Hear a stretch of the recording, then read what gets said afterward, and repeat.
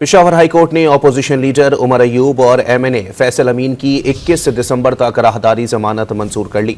दरखास्त गुजार के वकील ने आगाह किया कि उनके मुवक्किल के खिलाफ इस्लामाबाद में मुकदमात दर्ज किए गए हैं। जस्टिस शकील अहमद ने रिमार्क्स दिए कि ये मुल्क सलामत है तो हम हैं, पहली तरजीह ये मुल्क है, मसाइल को पार्लियामान में बैठकर हल करें। पेशावर हाईकोर्ट ने अपोजिशन लीडर उमर अयूब और एमएनए फैसल अमीन की 21 दिसंबर तक राहदारी जमानत मंजूर कर ली। दरखास्त गुजार के वकील ने आगाह किया कि उनके मुवक्किल के खिलाफ इस्लामाबाद में मुकदमात दर्ज किए गए हैं। जस्टिस शकील अहमद ने रिमार्क्स दिए कि ये मुल्क सलामत है तो हम हैं, पहली तरजीह ये मुल्क है, मसाइल को पार्लियामान में बैठकर हल करें। पेशावर हाईकोर्ट ने अपोजिशन लीडर उमर अयूब और एमएनए फैसल अमीन की 21 दिसंबर तक राहदारी जमानत मंजूर कर ली। दरखास्त गुजार के वकील ने आगाह किया कि उनके मुवक्किल के खिलाफ इस्लामाबाद में मुकदमात दर्ज किए गए हैं।